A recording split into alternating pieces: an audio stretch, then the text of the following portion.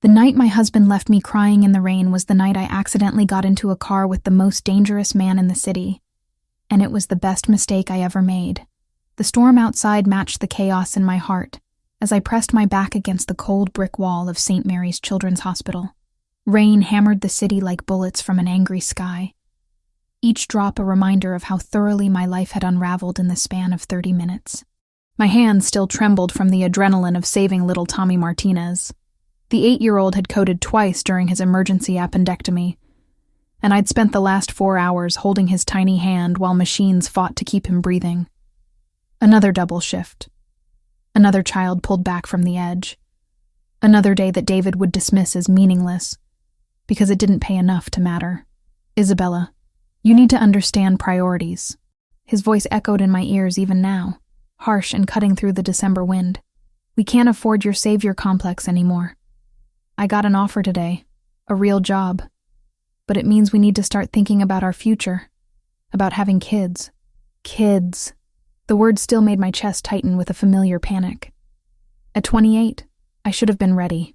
Most women my age were already mothers, juggling careers and family with the grace I saw in my patients' parents every day. But every time David brought up children, all I could see was my father walking out that door when I was 7, leaving nothing but empty promises and a mother who never recovered. I'm not ready, David. You know why.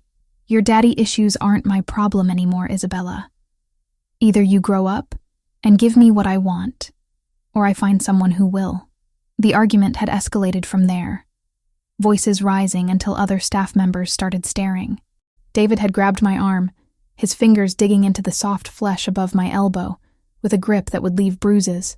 Maybe standing in the rain for a while will teach you to appreciate what you have at home. And then he was gone, squealing out of the parking garage in his rusted Honda, leaving me stranded 20 miles from our apartment with nothing but my purse and the thin scrubs that offered no protection against the winter storm. I fumbled for my phone, fingers numb with cold as I tried to call an Uber.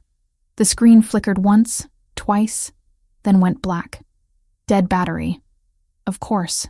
Damn it, I whispered, shoving the useless device back into my pocket. The parking garage was nearly empty now. Just a few scattered vehicles belonging to night shift staff who wouldn't leave for hours. I could walk back inside and ask for help, but the humiliation of explaining why my husband had abandoned me felt worse than freezing to death. That's when I saw it. A sleek black sedan idling near the exit ramp, hazard lights blinking in a steady rhythm that seemed almost like a heartbeat in the darkness. Through the rain-streaked windshield, I could make out the silhouette of someone in the driver's seat. My Uber. It had to be. The timing was too perfect to be anything else. I ran toward the car, heels clicking against wet concrete, my nurse's bag bouncing against my hip. The rear passenger door was unlocked, and I slid inside with a gasp of relief, grateful to escape the storm even if it was just for the ride home. Thank God, I breathed, wiping rain from my face with the back of my hand. I thought you'd canceled when I didn't answer my phone. The battery died, and my husband... Where the hell did you come from? The voice that interrupted me was nothing like I expected from an Uber driver. It was deep, cultured, with an accent I couldn't place. Italian, maybe. Rich as dark chocolate and twice as dangerous. I looked up and felt the world tilt beneath me. The man in the back seat wasn't a driver at all. He was pressed against the far window, one hand clutched to his side where something dark was spreading across the white fabric of an expensive shirt. Even in the dim light from the dashboard, I could see the sharp angles of his face, the way shadows pooled in the hollows of his cheeks. His hair was black as the storm outside, slicked back from a forehead that spoke of intelligence and ruthlessness in equal measure. And his eyes, God, his eyes were the color of winter sky just before a blizzard. Pale gray blue and so intense, they seemed to look right through me to places I'd forgotten existed. I'm sorry, I stammered, already reaching for the door handle. I thought this was my ride. I'll just... Stay still. The command was quiet, but absolute. Marcus, drive. The driver, whom I hadn't even noticed before, nodded once and pulled away from the curb. I felt trapped between politeness and panic, unsure whether I was being kidnapped or simply caught in a case of mistaken identity. Please, I really need to get out. This is just a misunderstanding. The The stranger studied me with those unnerving eyes, taking in my soaked scrubs, my trembling hands, the way I was pressed against the door like a cornered animal. "Who left you out there?" The question was so unexpected that I answered before I could think better of it. "My husband. He was teaching me a lesson." Something dangerous flickered in his expression. What kind of lesson requires leaving a woman alone in a storm? I wrapped my arms around myself, suddenly aware of how pathetic I must look, the kind that shows me what I have to lose if I don't give him what he wants. And what does he want? Children, a family, things I'm not ready to give him. The words spilled out before I could stop them. 3 years of marriage counseling and buried resentment flowing like blood from a wound. He thinks I'm broken because I won't just snap my fingers and become the perfect wife. The man was quiet for a long moment, still watching me with that unsettling intensity.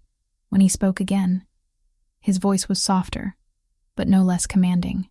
"Some lessons are more dangerous than others, Isabella." My blood turned to ice.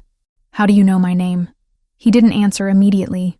Instead, he shifted slightly, and I caught a glimpse of what looked like a gun holstered beneath his jacket. The spreading stain on his shirt was definitely blood, and from the way he held himself, the wound was serious. "You're hurt," I said, my medical training overriding my fear. "You need to get to a hospital." "No hospitals." "But you're bleeding. That looks like—" "I said no hospitals." The steel in his voice left no room for argument. "Marcus, take us home." "Sir, shouldn't we drop the lady off first?" "No." His eyes never left mine. "I think Mrs. Parker and I have more to discuss." The fact that he knew my married name sent fresh terror racing through my veins. This wasn't a random encounter. This man, whoever he was, had been expecting me, or at least expecting someone like me. "Please," I whispered. "I don't know what this is about, but I haven't done anything wrong. I'm just a nurse. I save children's lives. That's all I do." "Children's lives." He repeated the words thoughtfully, as if they meant something specific to him. "Noble work. Thankless, I imagine." "Sometimes. Your husband doesn't appreciate your calling." It wasn't a question, and I found myself nodding anyway. "David thinks I should quit. Find something that pays better. Start a family instead of taking care of other people's children. David Parker." Again, that dangerous knowledge. Gambling debts. Borrowed money from people who don't forgive easily. My mouth went dry. "How could you possibly know that?" He smiled then, and it was nothing like kindness. "I make it my business to know everything about people who enter my world, Mrs. Parker. And whether you realize it or not, you just entered mine."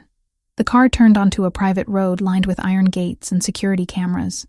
Through the rain-streaked windows, I could see the outline of a massive house rising from manicured grounds like something from a Gothic novel. "Where are we going?" "Somewhere safe," he said. "Somewhere we can continue this conversation without interruption. I need to get home. David will be worried." Another smile, this one even more predatory than the last. "I doubt that very much. But don't worry, Isabella. You're under my protection now." The car came to a stop in a circular driveway, and I realized with bone-deep certainty that whatever life I'd had before this moment was over. The woman who'd entered this car was already gone, dissolved in the storm like rain on concrete. All that remained was discovering who I was meant to become. The mansion's interior was a testament to wealth beyond my comprehension. As Marcus led me through an entrance hall that could have housed my entire apartment, I found myself gawking at Renaissance paintings that looked authentic enough to belong in museums. Crystal chandeliers cast warm light across marble floors so polished they reflected like mirrors, and fresh orchids arranged in Ming vases perfumed the air with an elegance I'd only imagined. My soaked scrubs dripped onto the pristine floor, leaving a trail of evidence from the storm I'd barely escaped. Everything about this place whispered of power, control, and money. So much money that it felt almost obscene compared to the cramped hospital rooms where I spent my days fighting to save lives with outdated equipment. "Isabella, please sit down." The man's voice came from behind me, and I turned to see him moving slowly but deliberately toward an ornate chair near a fireplace that could have roasted an entire pig. In the better lighting, I could see just how pale he'd become, though his composure remained unshakable. "You need medical attention," I said, my professional instincts kicking in despite the surreal circumstances. That wound is still bleeding. I'm aware. He settled into the chair with practiced grace that couldn't quite hide his discomfort. But first, we need to address your situation. My situation is that I'm soaking wet in a stranger's house.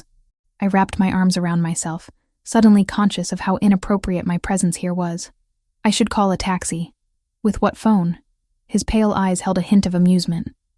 And I'm hardly a stranger anymore. Allow me to properly introduce myself. Lorenzo Valenti. The name meant nothing to me, but the way he said it suggested it should. There was weight behind those syllables, a history of both reverence and fear that I couldn't begin to understand. Mr.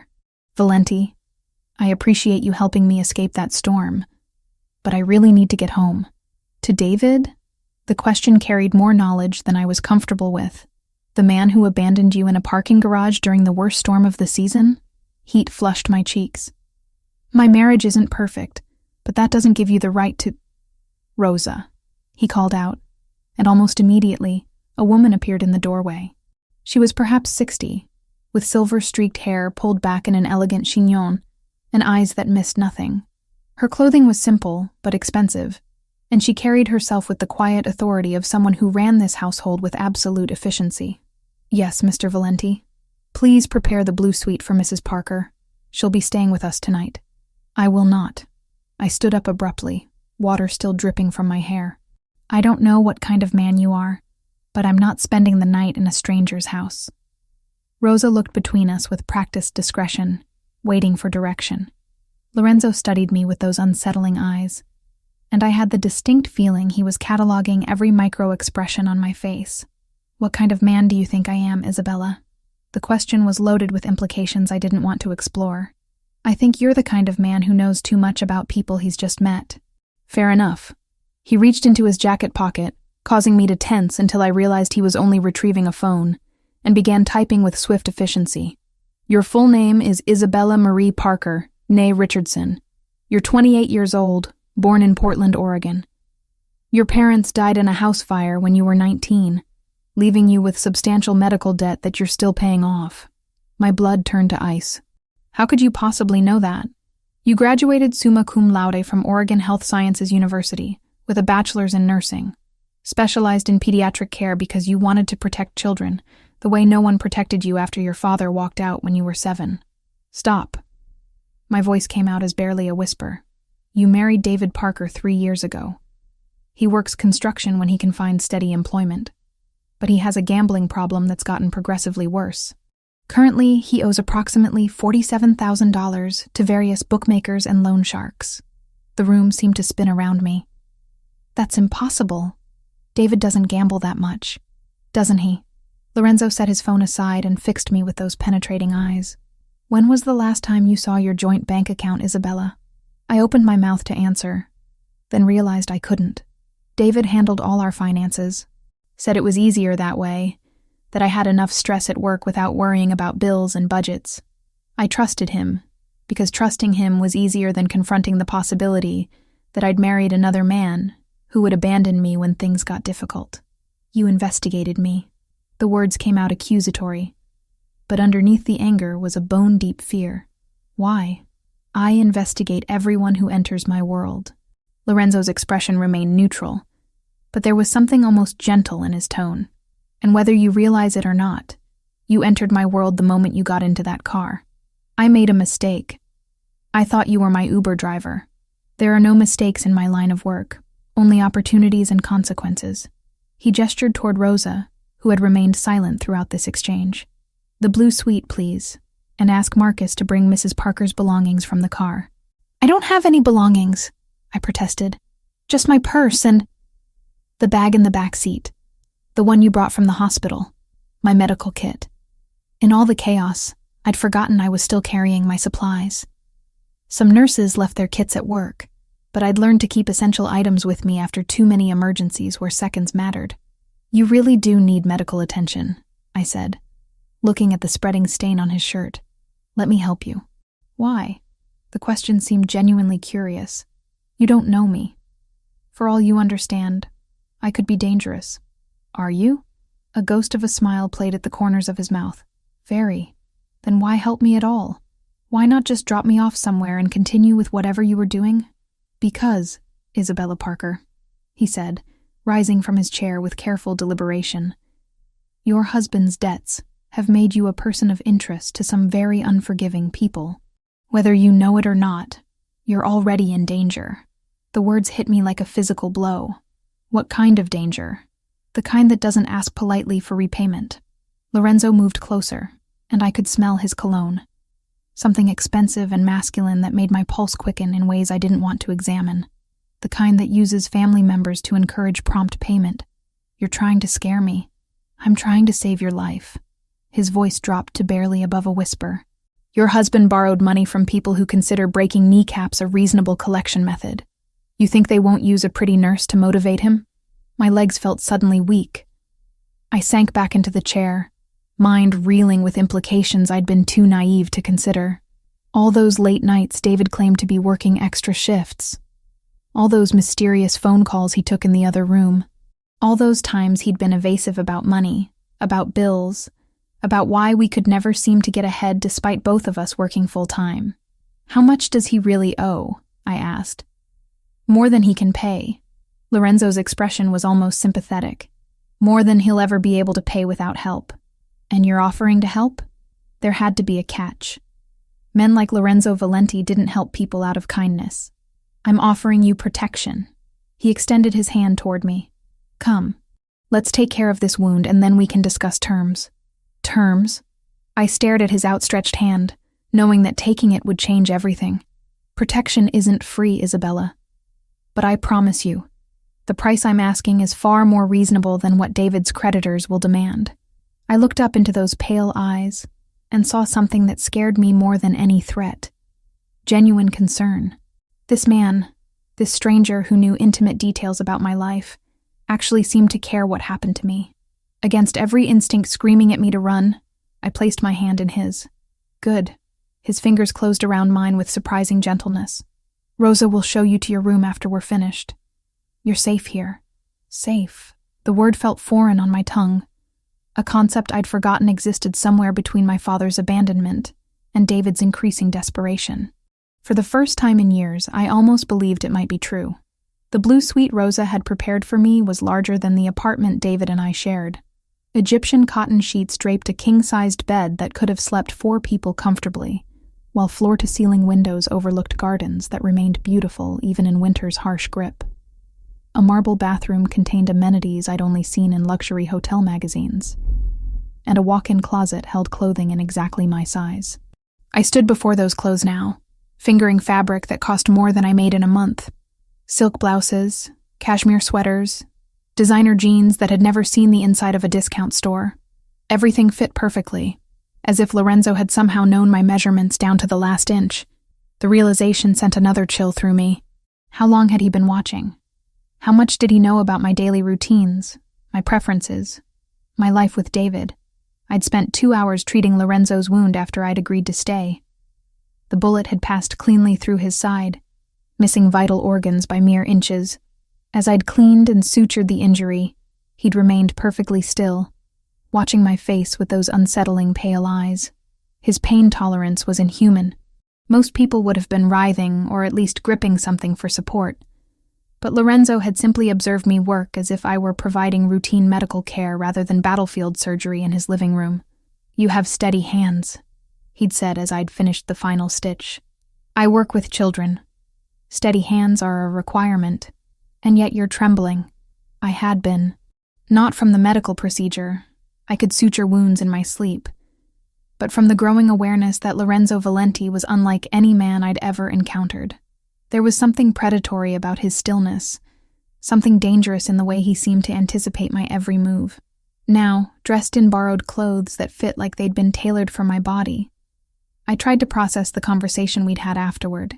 Lorenzo had explained, in terms both clinical and terrifying, exactly how deep David's gambling debts ran. Not just the $47,000 he'd mentioned, but additional loans from progressively more dangerous sources. Men who didn't accept payment plans or sob stories about sick children and medical bills. Your husband owes money to Victor Petrov, Lorenzo had said. settling back into his chair as I'd cleaned my instruments. Do you know that name? I'd shaken my head, though something about it made my skin crawl. Petrov runs the Russian interests in this city. Unlike more traditional organizations, his people don't believe in gradual escalation. They prefer to make examples that discourage future problems. What kind of examples? The kind that leave widows and orphans. The memory made my hands shake now as I selected a cream-colored sweater from the closet. Everything about this situation screamed danger. Yet I felt safer here than I had in months at home. When had I stopped feeling secure in my own marriage? When had David's increasingly erratic behavior become my new normal? My phone. Lorenzo had provided a replacement after mine died. Buzzed with an incoming call. David's number flashed on the screen, and my stomach clenched with familiar anxiety. Hello? Where the hell are you? His voice was sharp with panic and anger. I came home and you weren't here. Your phone was going straight to voicemail. My phone died. I'm staying somewhere safe tonight. Safe? What's that supposed to mean? Safe from what? The question hung between us, loaded with implications I wasn't ready to voice. How could I tell him I knew about his debts? About the people he'd borrowed from? About the fact that my life might be in danger because of his choices? Safe from you, I said instead. From arguments about children and priorities and why I'm never enough the way I am. Isabella, come home. We can talk about this. Can we? Or will you just tell me again that my job doesn't matter? That saving children's lives is less important than making babies? There was a long pause. When David spoke again, his voice had taken on a wheedling quality I'd learned to recognize as desperation. I got a new job offer today. Good money. We could afford to have kids, to buy a house. What kind of job pays that well without experience or education? Another pause, longer this time. It's legitimate, Isabella. I promise. Like your gambling is legitimate? Like those phone calls you take in the other room are legitimate? I don't know what you're talking about. The lie came so easily, I wondered how many others he'd told me over the years. How many times had I accepted his explanations without question? Because believing him was easier than confronting the truth. I can't do this anymore, David. I can't pretend everything is fine when it's not. Where are you staying? I'll come get you. No. The word came out sharper than I'd intended. I need time to think. Think about what? We're married, Isabella. You can't just disappear. You left me in a parking garage during a storm. If anyone disappeared first, it was you. I ended the call before he could respond, my hands shaking with adrenaline and something that might have been relief. For the first time in years, I'd stood up to David without apologizing or backing down. A soft knock at my door interrupted my thoughts. Come in. Lorenzo entered, moving more easily now that his wound had been properly treated. He'd changed into dark jeans and a black sweater that emphasized the breadth of his shoulders and the lean strength of his frame. In better light, I could see he was younger than I'd initially thought, perhaps 35, with the kind of masculine beauty that belonged in Renaissance sculptures. How are you feeling? I asked, noting the improved color in his cheeks. Better, thank you. His eyes took in my appearance, lingering on the way the borrowed clothes fit my figure. The clothing suits you. How did you know my size? I have excellent judgment when it comes to measurements. There was something almost playful in his tone, though his expression remained serious. Your husband called. It wasn't a question, and I didn't bother pretending otherwise. He wants me to come home.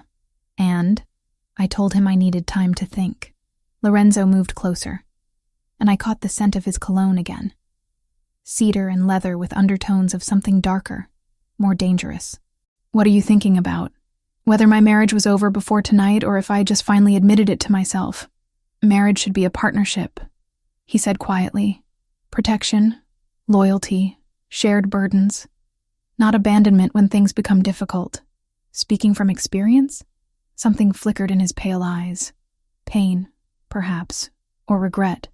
My parents were married for 30 years before they died. Even when my father's business put the family at risk, they faced it together. That's what love looks like, Isabella. Not what you have with David. Your father's business? I studied his face, noting the careful way he'd phrased it. What kind of business?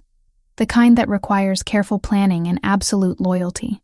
Lorenzo's expression grew distant. They were killed when I was 15. A car bomb meant for my father, but they were together that night, always together. The pain in his voice was raw, unguarded in a way that made my chest tighten with sympathy. I'm sorry. I built everything I have now from nothing. Every dollar, every alliance, every moment of safety I've created came from understanding that family is the only thing that matters in this world. And that's what you do? You build safety? His smile was sharp as a blade. I build empires, Isabella. Safety is just a side effect. The words should have terrified me. Instead, I found myself drawn to the confidence in his voice, the absolute certainty that he could protect what belonged to him. When had anyone ever made me feel like I belonged to something worth protecting? The gates are locked, I said, testing the boundaries of my situation. For your protection. Am I a prisoner? You're a guest who's in danger. There's a difference. Lorenzo stepped closer, close enough that I could feel the heat radiating from his body. But I won't lie to you, Isabella. Leaving right now would be extremely unwise. The admission sent heat pooling low in my belly. Not fear, but something far more dangerous. This man who knew too much about my life, who commanded loyalty and inspired terror, was offering me something David never had. Honest protection, without conditions or expectations. What happens tomorrow? I asked. Tomorrow we discuss your future. Tonight, you rest in safety for the first time in months. He was right. I couldn't remember the last time I'd fallen asleep without worrying about money, about David's mood, about whether I'd wake up to another crisis I'd have to fix alone. Thank you, I whispered. Lorenzo reached out and touched my face, his thumb tracing the line of my cheekbone with unexpected gentleness. Sleep well, Isabella. Tomorrow, everything changes. The photograph arrived at 7 a.m, slipped under my door while I was still tangled in Egyptian cotton sheets that smelled faintly of lavender. I'd slept better than I had in months, cocooned in luxury and safety I'd forgotten could exist. The image shattered that peace like glass against stone. David's face stared back at me from the glossy surface. But this wasn't the man I'd married 3 years ago. This David was bruised and bloodied, duct tape covering his mouth, terror bright in his eyes.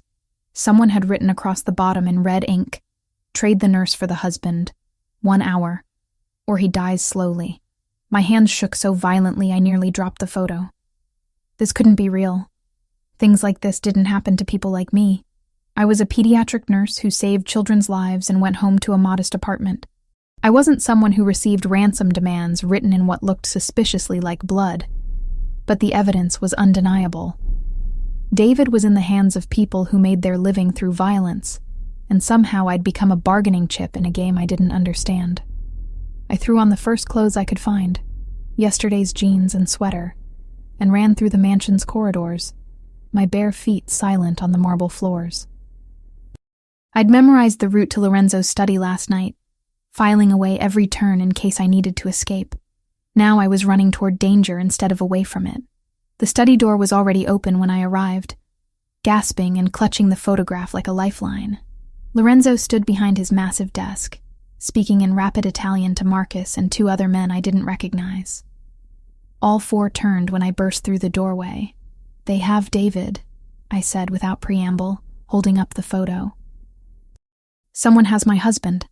Lorenzo's expression didn't change, but something dangerous flickered in his pale eyes. He gestured for the other men to leave, then moved around the desk to take the photograph from my trembling hands. "Viktor Petrov," he said after studying the image for a moment. "This is his work. The Russian you told me about." My voice sounded hollow, distant. "The one David owes money to." "Among others, yes." Lorenzo set the photo aside and fixed me with his penetrating stare. "When did this arrive?" "Just now." It was under my door. I wrapped my arms around myself, suddenly cold, despite the warmth of the room. "They want to trade me for him. 1 hour. That's not going to happen." The certainty in his voice should have been comforting, but it only amplified my panic. "You don't understand. If I don't go, they'll kill him. If you do go, they'll kill you both." Lorenzo moved closer, his presence somehow both threatening and reassuring. "This isn't about the money anymore, Isabella. This is about sending a message." What kind of message? That no one takes what belongs to me without consequences. The possessive pronoun hit me like a physical blow. I don't belong to you. Don't you? His voice dropped to barely above a whisper. You're wearing my clothes, sleeping in my house, under my protection. You've seen my vulnerabilities, touched my blood. In my world, that creates bonds that don't break easily. I'm married to another man, a man who gambled away your future and put your life in danger. Lorenzo reached out and touched my face, his thumb tracing the line of my jaw. A man who left you in a storm because you wouldn't give him children you weren't ready for. The gentle touch made my pulse quicken in ways I didn't want to examine. This was wrong. I was married, frightened, trapped between two dangerous men who both seemed to think they had claims on my life. Yet something about Lorenzo's proximity made rational thought nearly impossible. We have to help David, I insisted. Whatever you think of him. He doesn't deserve to die because of gambling debts. And what about what you deserve, Isabella? Lorenzo's hand moved to cup the back of my neck, fingers tangling in my hair. When do you get to choose your own life, instead of cleaning up other people's mistakes? The question cut deeper than I expected. When had I stopped making choices for myself? When had my entire existence become about managing David's problems, working extra shifts to cover his losses, pretending our marriage wasn't slowly suffocating me? I made a choice when I said my wedding vows. Vows to a man who breaks every promise he makes. Lorenzo stepped closer, close enough that I could see the silver flecks in his pale eyes. Vows to someone who would trade your safety for his own convenience. You don't know him like I do. I know he's never looked at you the way I am right now. The words hung between us, heavy with implications I wasn't ready to face. Lorenzo was right. David had never looked at me like I was precious, irreplaceable, worth protecting at any cost. Even in our early days, his attention had felt casual, distracted, like I was a pleasant accessory to his real life, rather than the center of it. But this man, this dangerous stranger who commanded empires and inspired fear, looked at me like I was the most important thing in his world. The Russians won't negotiate, Lorenzo continued, his voice soft but implacable. This photograph is theater. They've already decided David's fate. Then we have to try something else. Desperation made my voice crack. There has to be another way. There is. His thumb traced across my lower lip, and I felt heat pool low in my belly despite the gravity of our situation. But it requires you to trust me completely. What are you asking? Let me handle Viktor Petrov. Let me protect what's mine. And David will face the consequences of his choices. Lorenzo's expression hardened, as will everyone else who thought they could take from me without paying the price. Before I could respond, the sound of gunfire erupted from somewhere in the house. Not the sharp crack of pistols, but the rapid staccato of automatic weapons. Lorenzo immediately pushed me behind his desk, his own gun appearing in his hand with practiced speed. Stay down, he commanded, moving toward the window with fluid grace despite his recent injury. More gunshots, closer now, shouting in multiple languages. The sound of breaking glass from somewhere below us. They're here, Lorenzo said grimly. Victor decided not to wait for your answer. What do we do? We survive. He was already moving toward a wall panel I hadn't noticed before. It slid aside to reveal a hidden passage. There's a safe room behind the wine cellar. Marcus will... The study door exploded inward, wood splintering as armed men in tactical gear flooded through the opening. Lorenzo spun and fired twice, dropping the first two intruders before diving behind a leather chair for cover. I pressed myself against the floor behind the desk, heart hammering so hard I thought it might burst. This wasn't my world. I saved children's lives in sterile hospital rooms, not firefights in mansions. The smell of gunpowder and blood filled the air, mixed with shouts in Russian and Italian. Isabella! Lorenzo's voice carried over the chaos. The passage. Now! I started crawling toward the hidden door, staying low as bullets shattered priceless artwork and embedded themselves in walls that had probably stood for generations. The sound was deafening, overwhelming, like being trapped inside a thunderstorm made of violence.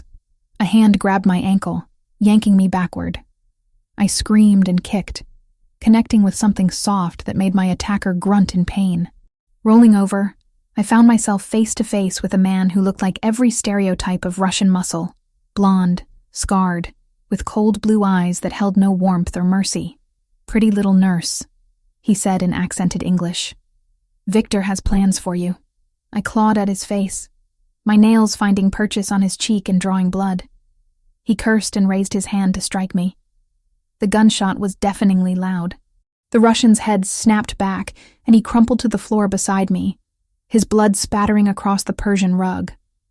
Lorenzo stood over us, smoke still rising from the barrel of his gun, his pale eyes blazing with fury that made him look less like a man and more like an avenging angel. "No one touches what belongs to me," he said, extending his hand toward me.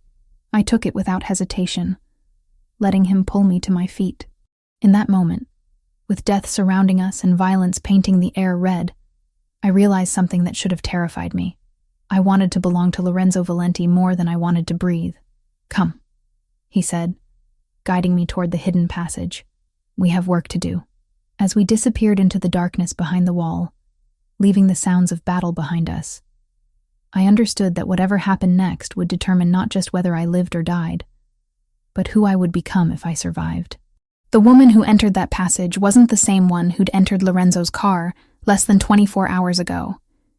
That Isabella Parker had been a victim, a woman who accepted abandonment and betrayal as the price of love. This Isabella was someone else entirely, someone who might be worth fighting for after all. The safe room beneath Lorenzo's mansion was a marvel of paranoid engineering. Steel-reinforced walls, independent air supply, enough food and water for 2 weeks, and communication equipment that could reach anywhere in the world. I sat in stunned silence on a leather sofa that probably cost more than my annual salary, watching Lorenzo coordinate his response to the attack through encrypted phones and video monitors. David was alive. The cameras throughout the property had captured Viktor Petrov's men dragging him from a black van before the shooting started. He was battered and terrified, but breathing. That should have been my only concern. Instead, I found myself fixated on the man pacing the small space like a caged predator, his movements fluid despite the bandages I'd wrapped around his torso just hours earlier. "How long have you been planning this?" I asked, when he finally ended his latest call. Lorenzo paused mid-stride, his pale eyes fixing on me with that unsettling intensity I was beginning to recognize. "Planning what?" "David's debts. The Russians. Me ending up in your car." I stood up, sudden anger overriding my fear. "None of this is coincidence, is it? You think I orchestrated your husband's gambling addiction?" There was genuine curiosity in his voice, as if my accusation intrigued rather than offended him. "I think you're the kind of man who manipulates situations to get what he wants." I crossed my arms, trying to project confidence I didn't feel. "And for some reason you wanted me." Very perceptive. Lorenzo set his phone aside and gave me his full attention. "You're right, of course. Though not in the way you imagine. Then explain it to me." He was quiet for a long moment, studying my face as if cataloging every micro-expression. When he spoke, his voice carried a weight I hadn't heard before. Something that might have been regret. "I've been watching David Parker for 6 months. Not because of his debts, but because of his connection to you." Lorenzo moved closer, and I fought the urge to step back. "Your husband wasn't just gambling, Isabella. He was laundering money for Viktor Petrov." The words hit me like a physical blow. "That's impossible." "Is it? All those construction jobs that paid cash, the mysterious phone calls, the sudden influx of money followed by devastating losses." Lorenzo's expression was almost sympathetic. David was cleaning Russian funds through a network of legitimate businesses. The gambling debts were just cover for what he was really doing. My legs felt suddenly weak. I sank back onto the sofa, mind reeling with implications I'd been too naive to see. He was working for them, among others. David is what we call a useful idiot, someone who does criminal work without understanding the larger picture. Lorenzo sat beside me, close enough that I could smell his cologne. But useful idiots become liabilities when they start asking questions or getting greedy. So Victor decided to eliminate him. Victor decided to use him as bait. David's real value wasn't his money laundering skills. It was his access to you. I stared at Lorenzo, feeling pieces of a puzzle clicking into place with sickening clarity. Me? Why would anyone want access to me? Because you work at St. Mary's Children's Hospital. Because you have access to medical records, patient information, surgical schedules. Lorenzo's voice dropped to barely above a whisper. Because several of my associates' children receive treatment there, and their medical information would be invaluable to my enemies. The scope of the conspiracy took my breath away. You think they wanted me to spy on your people's children? I think they wanted to use you as leverage against me. Information about when certain patients would be most vulnerable, when security would be lightest. Lorenzo's jaw tightened.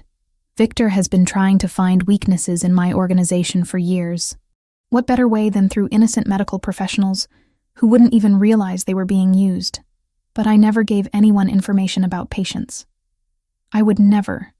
I know. His voice softened unexpectedly. That's why I intervened. Intervened how? But even as I asked, I was beginning to understand. You manipulated David's debts, made sure he owed more than he could pay. I encouraged his existing weaknesses, yes. Made sure his gambling losses mounted quickly enough that Victor would have to act. Lorenzo didn't look away from my accusing stare. I needed Victor to reveal his hand before he could properly recruit you. The betrayal cut deeper than I'd expected. Not just David's lies, but Lorenzo's manipulation. You used me as bait. I used you as bait to protect you. His hand moved toward mine, then stopped when I flinched away. If Victor had approached you gradually, gained your trust, convinced you that helping him would save your marriage or pay your bills, would you have refused? The honest answer terrified me. 3 months ago, desperate and exhausted, I might have been vulnerable to exactly that kind of manipulation. You don't know that, don't I? Lorenzo's pale eyes seemed to see straight through me. You've been cleaning up David's messes for 3 years, working double shifts to cover his losses, pretending your marriage wasn't slowly killing you because leaving seemed harder than staying. Each word was a surgical strike against defenses I'd spent years building. That doesn't give you the right to manipulate my entire life. No, he agreed quietly. It doesn't. But it gave me the responsibility to protect you from people who would have destroyed you without a second thought. By destroying my husband instead? By giving you the chance to see who David really was before it was too late. Lorenzo stood and moved to one of the monitors, where grainy security footage showed Victor's men positioning themselves around the mansion's perimeter. The question now is what you want to do with that knowledge. I stared at his back, emotions warring inside me like competing storms. Anger at his manipulation, fear for David's safety, and underneath it all, a terrible gratitude that someone had finally told me the truth about my marriage. What are my options? You can continue pretending David is worth saving. Go home, clean up this mess. Spend the rest of your life wondering when the next crisis will hit. Lorenzo turned to face me, and I saw something vulnerable in his expression. Or you can accept that some situations can't be fixed, only escaped. And if I choose escape, what then? Then you stay here, under my protection, and we figure out how to build something better than what you're leaving behind. The offer hung between us like a bridge over dangerous water. Crossing it would mean abandoning everything I'd thought I wanted, everything I'd tried to build with David. But staying on this side meant returning to a life that had been slowly suffocating me for years. I need to know David is safe first, I said finally. Lorenzo nodded, as if he'd expected nothing less. We'll get him back. But Isabella, he paused, searching for words. Don't mistake rescue for reconciliation. Some bridges burn completely, and trying to rebuild them only leads to more destruction. The sound of gunfire from above had stopped, replaced by the low murmur of voices and footsteps. Lorenzo's men, regaining control of the situation. Soon, we'd have to leave this underground sanctuary and face whatever came next. I thought about David, terrified and beaten in Victor's hands. I thought about 3 years of marriage built on lies and manipulation. I thought about the woman who'd entered Lorenzo's car 2 days ago, and the woman I was becoming in this steel-reinforced room beneath a mansion owned by a man who collected empires like other people collected art. When this is over, I said quietly, I want the truth. All of it. No more manipulation, no more protection through deception. And if the truth is uglier than the lies? I met his pale eyes without flinching. Then at least I'll know what I'm choosing. Lorenzo smiled then. the first genuinely warm expression I'd seen from him. In that case, Isabella Parker, I think you're going to be very dangerous. The communication equipment buzzed with an incoming message. Lorenzo checked the screen, and his expression hardened back into the mask of controlled violence I was learning to recognize. What is it? I asked. Victor wants to negotiate. He's offering to trade David for you. 1 hour. Neutral ground. And I think it's time Victor Petrov learned that nobody takes what belongs to me. Lorenzo's smile turned predatory. Are you ready to see how wars end, Isabella? Despite everything, the fear, the betrayal, the complete upheaval of everything I'd thought I knew about my life, I found myself nodding. I was ready. The abandoned warehouse where Victor had chosen to meet reeked of rust and decay, its broken windows letting in shafts of pale winter sunlight that illuminated floating dust motes like dying stars. I stood behind a concrete pillar, heart hammering against my ribs as I watched the most dangerous men in the city position themselves for war. Lorenzo's plan was insane. Instead of negotiating or mounting a traditional rescue, he'd decided to use Victor's trap as an opportunity to end their conflict permanently. David was bait, Victor was the target, and somehow I'd become the key to destroying them both. Remember, Lorenzo had said as we'd driven through empty industrial streets toward this moment of reckoning, Victor believes you're an innocent pawn caught between forces you don't understand. Let him keep believing that until it's too late. Now, watching Victor Petrov emerge from the shadows with David stumbling beside him, duct tape over his mouth, hands bound behind his back, eyes wild with terror, I wondered if I really was as innocent as everyone assumed. The woman who'd entered Lorenzo's car 3 days ago would never have agreed to this plan. She would have begged for peaceful resolution, offered herself in exchange for her husband's safety, chosen martyrdom over violence. But that woman had died somewhere between discovering David's betrayal and feeling the touch of Lorenzo's hands. What remained was someone harder, more calculating, someone who understood that mercy was a luxury she could no longer afford. Isabella Parker, Victor called out, his accented voice echoing off the warehouse walls. Come out, little nurse. Time to collect your husband. I stepped into the open space between the pillars, hands raised to show I was unarmed.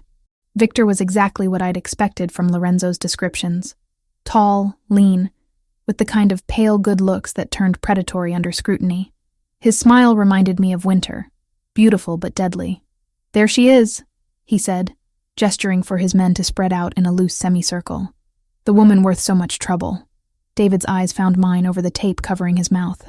I saw relief there, hope, the absolute faith that I would save him the way I'd saved him from everything else over the past 3 years. The weight of that expectation should have crushed me.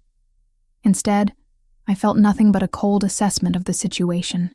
Let him go, I said, proud that my voice didn't shake. You have what you wanted. Do I? Victor stepped closer, dragging David with him. I wanted Lorenzo Valenti's weakness. Instead, I find myself wondering if you're more dangerous than valuable. I'm a pediatric nurse. The only danger I pose is to your men's tetanus vaccinations. Victor laughed, a sound like breaking glass. Humor. I like that in a woman. Tell me, Isabella, what do you know about your husband's business arrangements? I know he's a gambling addict who makes poor decisions. I kept my voice level, matter of fact. I know he borrowed money he couldn't repay. And that's all? What else would there be? Victor studied my face for signs of deception. Behind him I could see Lorenzo's men moving through the warehouse's upper levels, silent as shadows. Marcus crouched behind an overturned shipping container, rifle trained on Victor's position. 2 others had flanked the Russians from the east, waiting for Lorenzo's signal. Your husband was washing money for my organization, Victor said finally. Quite successfully, until his gambling problem made him unreliable. I let shock register on my face, widening my eyes and taking a small step backward. Money laundering? David doesn't know anything about that kind of business. Doesn't he? Then how do you explain the $47,000 in cash we found hidden in your apartment? My blood actually ran cold at that revelation. There had been money hidden in our home and I'd never known about it. How many other secrets had David kept from me? How many other lies had I accepted without question? I didn't know. Of course you didn't. Victor's smile grew wider. Lorenzo chose well when he decided to claim you. A woman who sees only what she wants to see, who asks no difficult questions, who cleans up messes without complaint. Perfect for a man in his position. Lorenzo didn't claim me. I'm married to David. Are you? Married to a man who used you as collateral? Who sold information about your hospital to finance his debts? Victor gestured toward David, whose expression had gone from hopeful to ashamed. Did you know your husband provided patient schedules for 3 of Lorenzo's associates' children? Surgery dates, recovery periods, visiting hours. The betrayal hit me like a physical blow. David hadn't just been washing money. He'd been trading information that could have gotten children killed. Children I might have been treating, holding their hands as they faced surgery, comforting them when they cried for their parents. You're lying, I whispered. But even as I said it, I knew he wasn't. Ask him yourself. Victor ripped the tape from David's mouth, causing him to cry out in pain. Isabella. David's voice was hoarse, desperate. I'm sorry. I never meant for any of this to happen.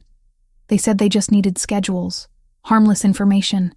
I didn't know they were planning to hurt anyone. You gave them children's medical information? My voice came out flat, emotionless. I had debts, serious debts. These people don't accept payment plans. David's eyes filled with tears. I thought if I helped them with some minor details, they'd forgive what I owed. Minor details. I repeated the words like they were in a foreign language. Children's surgery schedules are minor details. Nothing happened. No one got hurt. Because Lorenzo stopped you, the pieces were falling into place now, creating a picture so ugly I could barely comprehend it. He found out what you were doing and made sure Victor couldn't use that information. Victor's smile faltered slightly. He'd expected my shock to turn to forgiveness, or at least to pity for my husband. Instead, I was looking at David like he was something toxic I'd accidentally touched. Isabella, please. David begged. I love you. I know I made mistakes, but we can fix this. We can start over. Start over? I laughed, and the sound echoed strangely in the empty warehouse. You mean like we started over after the gambling? After the lies about working late? After leaving me in a storm because I wouldn't give you children you could put in danger? I would never hurt a child. You already did. The moment you sold their information, you hurt every child in that hospital. I took a step closer and David actually flinched. How much were you paid for each surgery schedule, David? What's the going rate for a 10-year-old's recovery period? Victor was watching this exchange with growing unease. This wasn't how interrogations usually went. Victims were supposed to forgive their loved ones, not systematically destroy them with cold logic. Enough, he said, raising his weapon. This is touching, but I have business to conclude. Isabella, you will come with me. Your husband will remain here as insurance against Lorenzo's retaliation. No, I said simply. No? Victor's eyebrows rose. I don't think you understand your position here. I understand it perfectly. I looked directly into his pale eyes, letting him see the calculation there.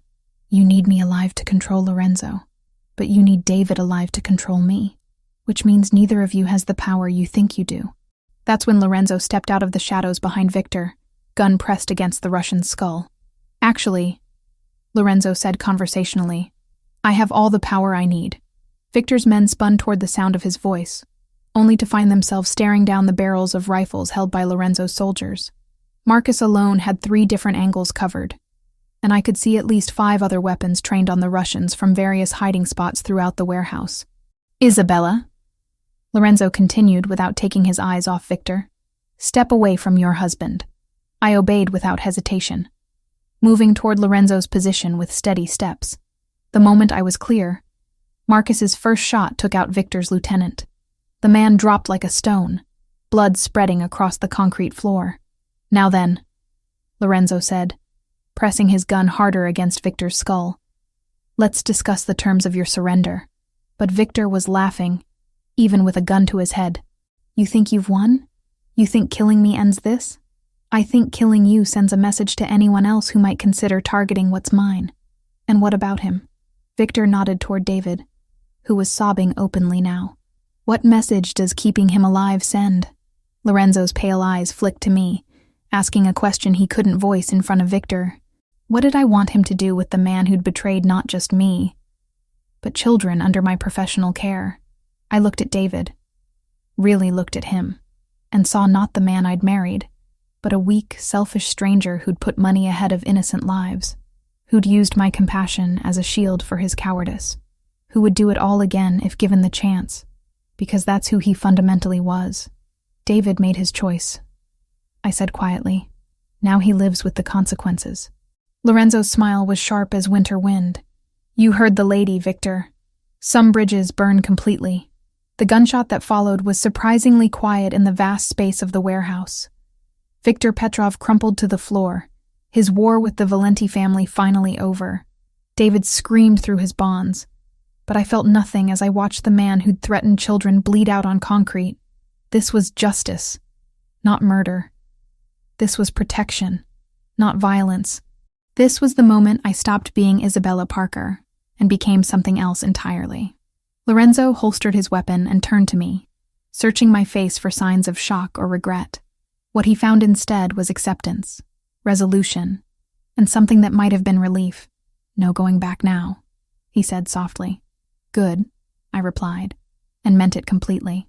War came to the city in the form of unmarked vans and midnight explosions. 3 weeks after Victor's death, his lieutenants emerged from hiding like cockroaches scattered by sudden light. They wanted blood, Lorenzo's blood, and they were willing to burn down half the city to get it. I watched the violence unfold from the safety of Lorenzo's reinforced penthouse, high above streets where black SUVs prowled like mechanical predators. The news called it a gang war, territorial disputes between organized crime families. They had no idea they were witnessing the death throes of an empire built on the suffering of children. Dmitry Kozlov has taken control of Victor's operations, Lorenzo said, studying surveillance footage on multiple screens.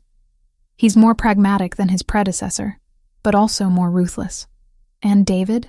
I asked, though I wasn't sure why it mattered anymore. Being held at a medical facility on the east side. Kozlov is using him as insurance, leverage in case negotiations become necessary.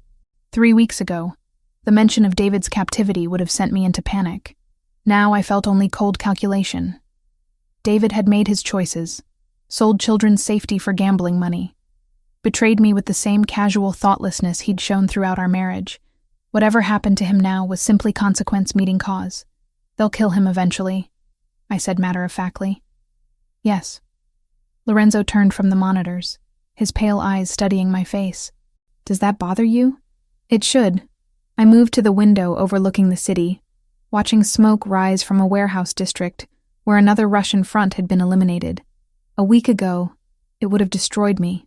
Now I can barely remember why I thought he was worth saving. Guilt is a luxury we can't afford during wartime. Is that what this is? A war? It's extermination. Lorenzo joined me at the window, his presence warm and solid beside me. Victor's organization was a cancer. Cutting out the tumor isn't enough. You have to eliminate every malignant cell or it spreads. The metaphor was apt. As a nurse, I'd seen too many children lost to diseases that seemed contained until they suddenly weren't. Sometimes radical treatment was the only option, even when it seemed brutal to outside observers. I want to help, I said quietly. Lorenzo went very still beside me. Help how? You said they're holding David at a medical facility. I know medical facilities better than anyone on your payroll. I turned to meet his gaze, letting him see the resolve there. I know how to get inside, how to move through them undetected, how to access areas where outsiders would be noticed immediately. Isabella, they're using sick people as shields, I continued, anger heating my voice. Patients who need care, who trusted that facility to protect them. That makes this personal. It's too dangerous. More dangerous than leaving David alive to testify against you? More dangerous than letting Kozlov think he has leverage? I stepped closer, close enough to smell Lorenzo's cologne, to see the silver flecks in his pale eyes. I'm already part of this war, Lorenzo. Let me fight instead of just hiding. For a long moment, he said nothing. Then, slowly, his hand came up to cup my face, thumb tracing the line of my cheekbone with exquisite gentleness. If something happens to you, nothing will happen to me. I'm too valuable alive, remember? and too dangerous to underestimate. I leaned into his touch, feeling the calluses on his fingers, the strength barely held in check.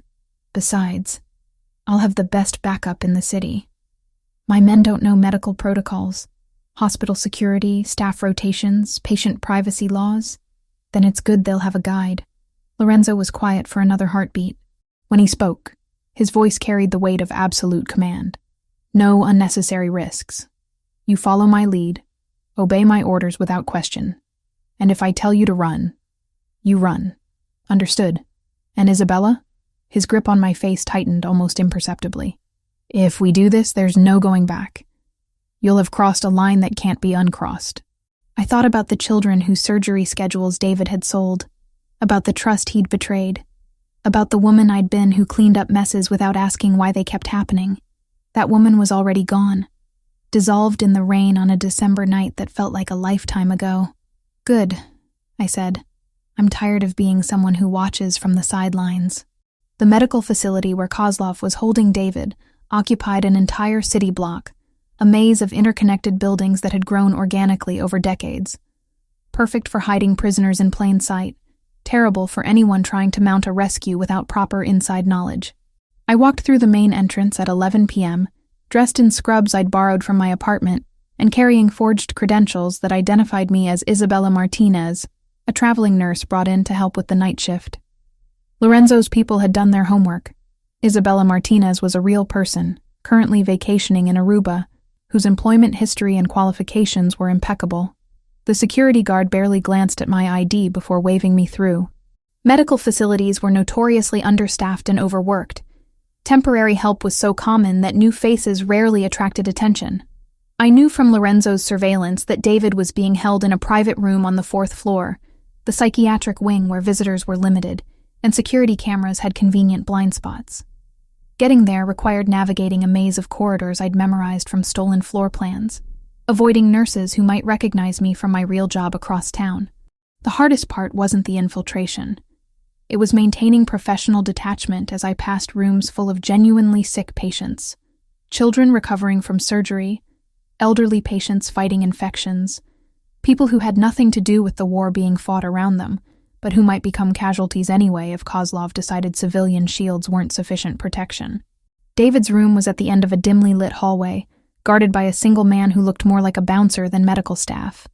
I approached with the confident stride of someone who belonged there, clipboard in hand, expression bored with routine. "Excuse me," I said in Spanish-accented English. "I need to check vitals on the patient in 4B. The guard looked me up and down, taking in the scrubs, the ID badge, the professional attitude. Nobody goes in without clearance from Kozlov. Then get clearance. This man has a heart condition that requires monitoring every 4 hours. Unless you want to explain to your boss why his leverage died of cardiac arrest." Uncertainty flickered in the guard's eyes. He pulled out a phone, speaking in rapid Russian. While he was distracted, I palmed the syringe I'd prepared. Not poison, just a fast-acting sedative that would put him down for several hours without permanent harm. "Kozlov says no visitors," the guard said, ending his call. "I'm not a visitor. I'm medical staff." I stepped closer. Invasion of personal space making him shift uncomfortably. "Look, I don't care about your business. I don't want to know why this patient is here or what you're planning to do with him. I just need to make sure he doesn't die before you're finished with him." The guard wavered, glancing between me and the closed door. That moment of indecision was all I needed. The needle slid between his ribs before he could react, finding the precise spot where it would deliver maximum effect with minimal damage. He crumpled to the floor within seconds, unconscious but breathing steadily. I dragged him into a supply closet, then used his keycard to access David's room. My husband lay strapped to a hospital bed, face bruised and swollen from beatings, eyes glazed with whatever drugs they'd used to keep him compliant. He looked up when I entered, confusion flickering across his features. "Isabella?" His voice was slurred, uncertain. Why are you here?" To end this, I moved to his bedside, checking his restraints with professional efficiency, to make sure Kozlov can't use you anymore. "Use me?" David's eyes struggled to focus. "I don't understand." "I know." I prepared another syringe, this one containing a different substance entirely. Something I'd synthesized from supplies in Lorenzo's extensive collection. Something that would stop a heart without leaving obvious traces. You never did understand the consequences of your choices. Recognition dawned in David's eyes as he saw the needle. Isabella, please. I'm your husband. I love you. You sold information about children, David. Children I might have been treating, holding their hands while they faced surgery. I found a vein in his arm with practiced ease. You turned my profession into a weapon against innocence. I was desperate. I never meant... You meant to take the easy way out. You meant to let other people pay for your mistakes. The needle slid home smoothly, just like you always did. David's eyes widened as the drug took effect, his body arching against the restraints as his heart began to race, then falter. Isabella, please. I watched dispassionately as the man I'd married died, feeling nothing but relief that he could never hurt another child. When his heart stopped, I closed his eyes gently and straightened the blanket around his body. To anyone who discovered him later, it would look like cardiac arrest brought on by stress and poor health. The fire alarm began wailing as I left the room, right on schedule. Lorenzo's men had set charges in the building's basement, creating enough chaos and evacuation orders to cover my escape. In the confusion of patients being moved and staff running emergency protocols, one traveling nurse disappearing into the night would go completely unnoticed. I met Lorenzo in the parking garage 6 blocks away, his pale eyes searching my face for signs of trauma or regret. What he found instead was the calm satisfaction of someone who'd finally stopped cleaning up other people's messes and started solving problems permanently. It's done, I said, stripping off the bloody gloves and dropping them into the disposal bag he provided.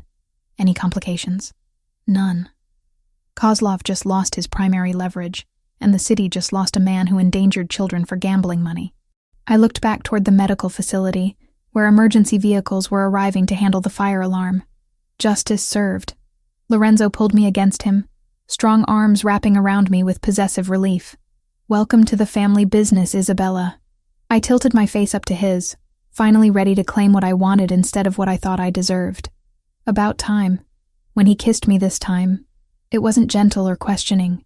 It was claiming, possessing, marking me as his in ways that went far beyond protection or circumstance. I responded with equal hunger, finally admitting what I'd been denying since that first night in his car. I belonged to Lorenzo Valenti completely, and I'd just proven I was worthy of belonging to something that powerful. The war was over. My real life was just beginning. 6 months after David's death, I stood in the bathroom of Lorenzo's penthouse, staring at 2 pink lines on a pregnancy test that would change everything. My hands trembled as I set the plastic stick on the marble counter, mind racing through implications I wasn't sure I was ready to face. Outside, the city sprawled beneath us like a conquered kingdom. Lorenzo's empire had expanded exponentially since Victor's elimination. The remaining Russian operations had been absorbed or destroyed, their territories redistributed among families willing to acknowledge Valenti's supremacy.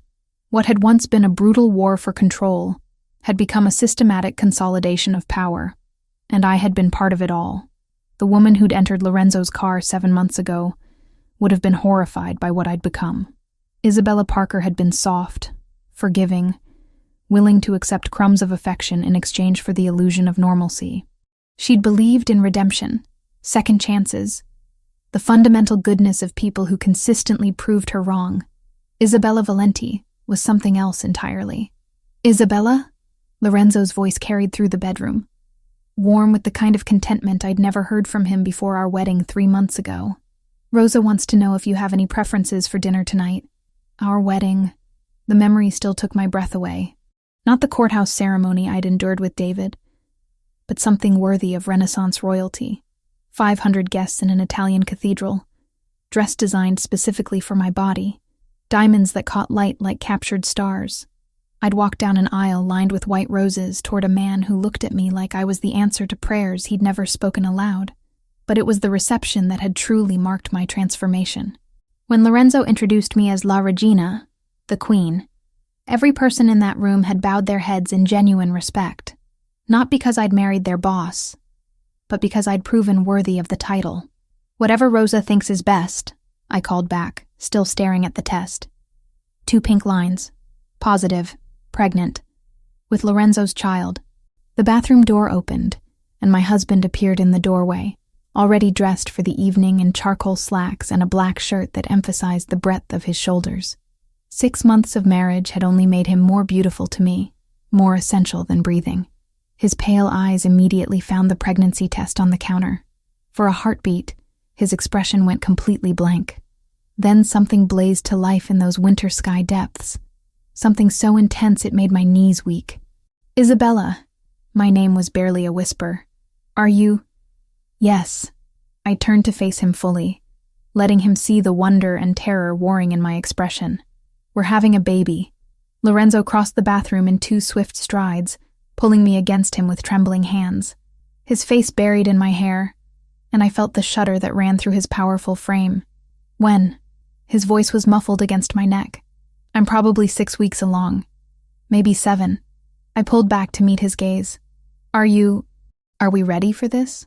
Lorenzo's smile was radiant, transforming his features from dangerous to devastating. "I've been ready since the night I found you in my car." The admission made my chest tight with emotion. "You have? I knew you were different. Special. The kind of woman who could stand beside me, not behind me." His hands moved to frame my face with exquisite care. "The kind of woman who could give me children worth building an empire for.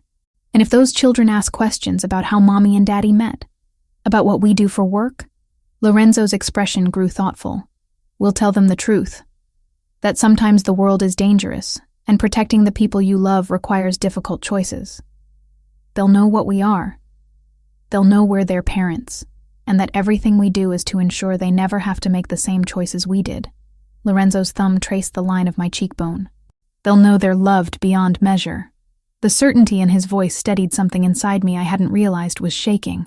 This wasn't how I'd imagined becoming a mother, married to a man who commanded criminal enterprises, pregnant with a child who would inherit both vast wealth and dangerous enemies. But standing in Lorenzo's arms, feeling the strength and protection he radiated like heat, I couldn't imagine wanting any other future. 2 years later, I said suddenly. "What?"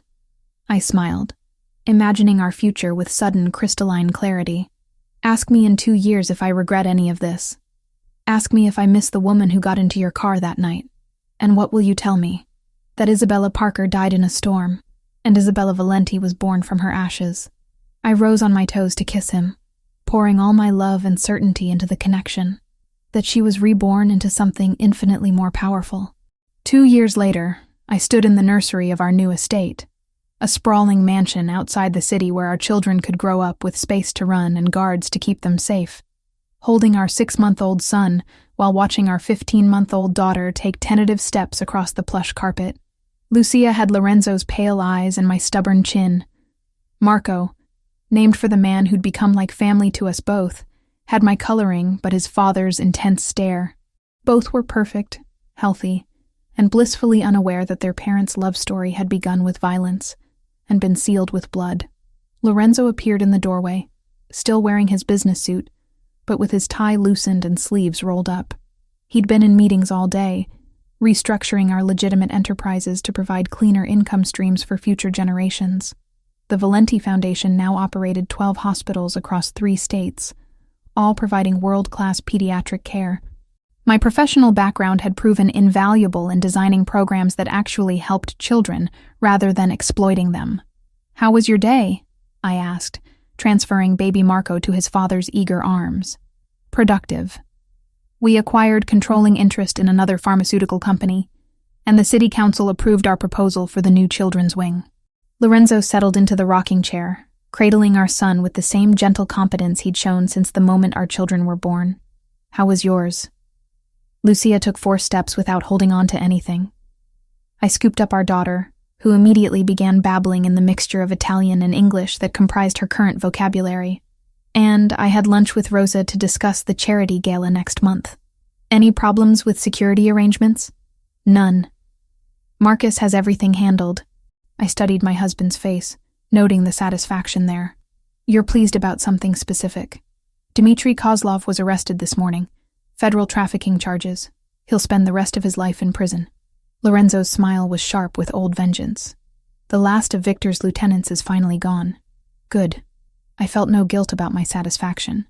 Kozlov had ordered the murder of 3 children during his brief reign as head of the Russian operations. His imprisonment was justice, not cruelty. The children are safer now. All children are safer now. Lorenzo looked up at me, pale eyes soft with something that still took my breath away after all this time. Do you ever regret it? Any of it? I settled onto the arm of his chair, our little family complete and perfect in this moment. Outside, security teams patrolled grounds that stretched for acres in every direction. Below, Rosa was preparing dinner with ingredients sourced from the organic garden we'd had installed last spring.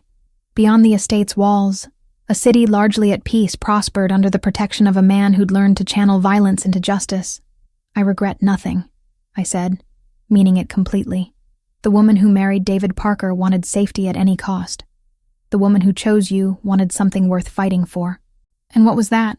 I looked at our children, at the man who'd given me a love I'd never thought possible, at the life we'd built from the ashes of who I used to be, everything we have right now. Lorenzo reached up to cup my face, thumb tracing the familiar path along my cheekbone. I love you, Isabella Valenti. And I love you, Lorenzo Valenti. More than I ever loved the woman I used to be. That evening, after our children were asleep and the house had settled into peaceful quiet, I stood once again at a window overlooking a city we'd helped shape. But this time, Lorenzo's arms were wrapped around me from behind, his hands resting protectively over the slight curve where our 3rd child was just beginning to grow. What are you thinking about? He murmured against my hair. That storm, I said softly. The night everything changed. Do you wish it had never happened? I leaned back against his solid warmth, watching lights twinkle across our domain like earthbound stars. I wish it had happened sooner. Lorenzo's laughter rumbled through his chest, vibrating against my back. Bloodthirsty queen. Your bloodthirsty queen, I corrected, turning in his arms to face the man who'd transformed my life in ways I was still discovering. Forever. Forever, he agreed, sealing the promise with a kiss that tasted like victory, like vindication, like a love story that had been worth every dangerous step we'd taken to reach it. Outside, rain began to fall. Not the punishing storm that had driven me into Lorenzo's car, but gentle drops that nourished the gardens where our children would play tomorrow. Protected and cherished beyond measure, the woman who'd been left crying in a parking garage was gone forever. In her place stood Isabella Valenti, queen of an empire built on loyalty and love, mother to children who would never know abandonment or betrayal. I was exactly where I belonged, and I would never let anyone take it from me again.